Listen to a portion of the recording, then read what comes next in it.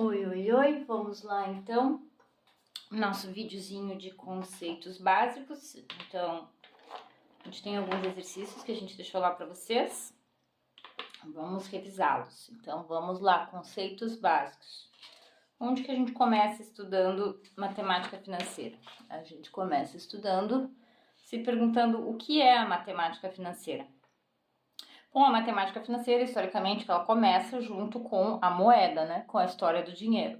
A gente deixou aqui um videozinho muito bonitinho sobre a história da moeda, que não é tema do curso, mas é interessante que você saiba. Mas o que é a matemática financeira? Então, a matemática financeira, o objeto de estudo da matemática financeira é estudar, então ela é o estudo do valor do dinheiro no tempo. Dinheiro, valor do dinheiro no tempo. Então, o que é isso? Então, para vocês compreenderem, sentirem o que é isso, a gente deixou aqui a seguinte pergunta. Então, suponha que alguém venha e pergunte: vocês preferem R$1.000 hoje ou daqui a um ano? Certo? Aparece uma oportunidade. Vocês preferem R$1.000 ou os mesmíssimos R$1.000 daqui a um ano? Qual seria a escolha de vocês?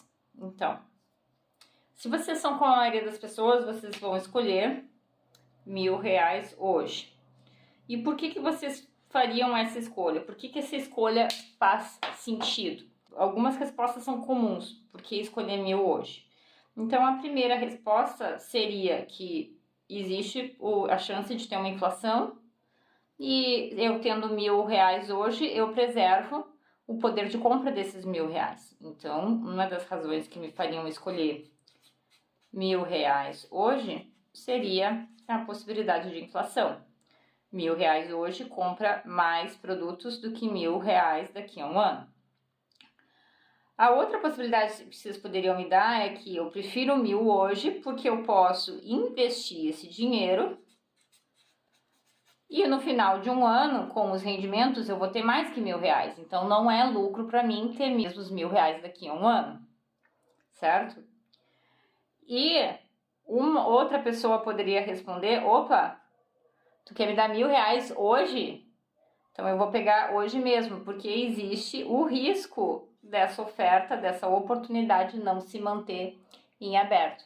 Então, em geral, as pessoas respondem que preferem R$1.000 hoje por alguma dessas razões.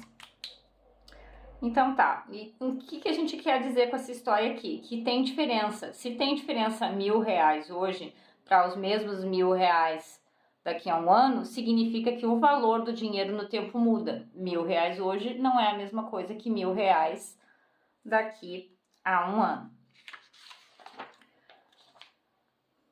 Bom, mas e se em vez de R$1.000, se em vez de receber R$1.000 hoje, eu oferecesse 1.100 daqui a um ano? Será que vale a pena a espera de um ano por esse 100 a mais? Qual seria a tua resposta? Daí já não é tão óbvio o que tu escolheria. Se tu escolheria 1.000 hoje ou 1.100 daqui a um ano. Então, esse 100, que seria, digamos, o preço da espera, a recompensa pela espera, é justamente o que a gente chama de juro. Tá? E o que mais que a gente tem nessa história de matemática financeira? Bom, as operações com dinheiro, elas basicamente podem ser quase todas resumidas a empréstimo. O que eu quero dizer com isso?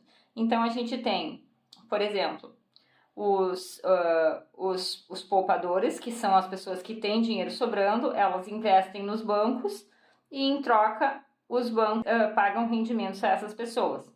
Eu posso olhar por outro ângulo e dizer: os bancos estão tomando emprestado dos poupadores, né, e, em troca, eles pagam rendimentos. Ou as pessoas que precisam de dinheiro ou para cobrir seus gastos ou para empreender, elas tomam emprestado do banco e, em troca, pagam juros. Então, no fim do dia, é tudo empréstimo. E como é que a gente vai denotar essas operações, então? Qual que é a linguagem básica? Hoje a gente vai ver a linguagem básica padrão da matemática financeira. Então, essas operações a gente vai definir uma simbologia. para essas operações de empréstimo. Então, a gente vai ter P, o principal do empréstimo. Nesses exemplos que a gente viu, seriam esses R$1.000. A gente vai ter o montante, que seria o valor que vai ser ao final de um certo prazo pago ou sacado, né? No exemplo anterior, 1.000 hoje ou 1.100 daqui a um ano, então esse montante seria os 1.100. E a soma do principal com juros sempre dá um montante, ou seja, em outras palavras, o juro é a diferença entre o montante e o principal. Tá? Escrever isso é a mesma coisa que escrever que o juro é a diferença entre o montante e o principal. Então, nessa situação que eu invisto 1.000 e recebo 1.100 daqui a um ano, o que eu tenho? Eu tenho um principal de 1.000, que é o quanto o banco tomou emprestado de mim. Eu tenho um montante de 1.100 e os juros nessa operação vão ser a diferença desses 1.100 para esses 1.000.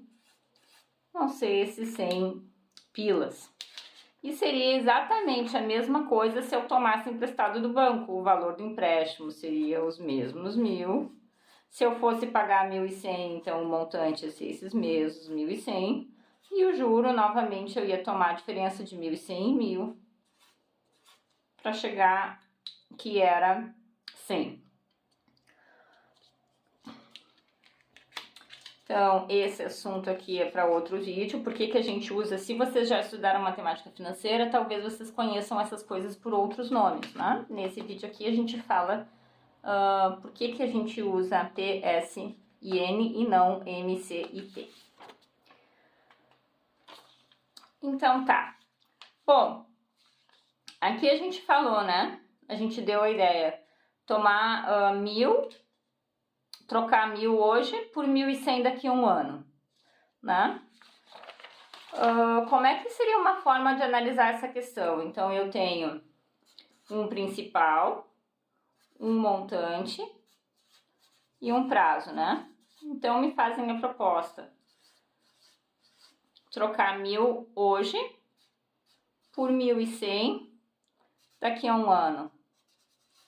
Será que isso é a mesma coisa que 2.000 hoje por 2.100 no mesmo um ano? Então, nessa situação aqui, eu vou ter o juro de 1.100 menos 1.000, 100. Nessa situação aqui, eu vou ter o juro de 2.100 menos 2.000, também 100. Então, a quantidade de juro que eu recebo é a mesma. Mas é a mesma coisa? Então, se vocês estão pensando comigo, junto comigo, nesse aqui eu abro mão de ter 1.000 hoje para ganhar 1.100, ganhar 100 de juros. Eu abro mão de 1.000 para ganhar 100. Aqui eu abro mão do dobro, de 2.000, para ganhar os mesmos 100. Então, intuitivamente, a gente vê que essa situação aqui, ela me beneficia menos do que essa situação aqui. E a gente precisa de uma variável para poder quantizar essas diferenças aqui. Então, a variável que a gente usa para quantizar essas diferenças é o que a gente chama de taxa de juros. O que é a taxa de juros? Ela se refere a quanto que eu ganho por cada real que eu abro mão hoje, para ao final do prazo sacar um valor maior. Então, por exemplo, aqui, nessa primeira situação, eu abro mão de 100, eu recebo 100 por 1.000, ou ainda eu recebo 100 a cada 1.000, certo? Isso dá a mesma coisa aqui, 10 sobre 100, ou seja, eu recebo 10 centavos de real ao ano, certo? Essa informação aqui é o que a gente chama de taxa unitária de juros. Ela me diz o quanto que eu ganho por cada real que eu abro mão hoje, ou que eu estou emprestado hoje, ou que eu invisto hoje, certo? E escrever 10 sobre 100 é a mesma coisa que escrever 10 dividido por 100, ou seja, 10%. Então, essas duas informações aqui, elas são equivalentes. Dizer que eu recebo 10 centavos ao ano e dizer que eu recebo 10% ao ano é a mesma coisa. Essa primeira aqui é a taxa unitária e essa segunda informação que a gente chama de taxa percentual. E nessa outra situação aqui, como é que fica? Dos 2.000 que eu recebo 2.100 os mesmos 100 de juros. Se eu fosse fazer a mesma coisa, a mesma conta, eu chegaria que eu recebo 100 para 2.000 e isso vai me dar 5 centavos ao ano. Ou traduzindo para a informação percentual, isso vai ser o mesmo que 5% ao ano. E assim, comparando esses valores 10% ao ano com 5% ao ano, eu tenho uma maneira de quantizar o quão melhor é essa situação em relação a essa situação. E isso seria o que a gente chama então de taxa de juros, né? Para mim calcular a taxa de juros eu calculo o quociente entre os juros em uma unidade de tempo sobre o principal. Então aqui eu tenho esses períodos aqui, são um ano. Certo? Então, eu posso fazer essa continha para concluir que essa taxa de juros é ao ano. Se fosse em um mês, eu teria uma taxa de juros mensal, certo? Então, nas operações anteriores, qual taxa de juros anual foi aplicada? Então, como a gente fez a continha, né? A gente chegou em 10% ao ano. Observem que esse 10%, essa informação do ao ano, ela tem que estar junto com a taxa. Certo? Se ao invés de um ano eu tivesse que esperar um mês para receber 1.100, eu teria outra situação totalmente diferente. Então, essa informação da unidade de tempo da taxa muda totalmente a questão. A outra questão, que parece fácil, mas não é tão fácil, é possível saber qual seria a taxa de juros mensal? Vocês podem ter tentado fazer uma continha, 10% ao ano, o ano tem 12 meses, então 10 sobre 12. Bom, em algumas situações essa conta está certa, em outras situações essa conta está errada. A resposta geral é não. Certo? Porque eu preciso saber, para calcular a taxa de juros, o valor total dos juros em uma unidade de tempo. A unidade que eu tenho aqui é o ano. Eu não tenho uma unidade, eu não sei depois de um mês quanto que se recebeu. Então, eu teria que ter mais informações sobre o problema para poder falar alguma coisa sobre essa taxa mensal, certo? A gente vai aprender sobre isso ao longo do curso. Então, vocês chegaram nesse vídeo acessando esse QR Code aqui. E o próximo vídeo que eu vou gravar na sequência é sobre os próximos exercícios da apostila sobre a regra do banqueiro. Até!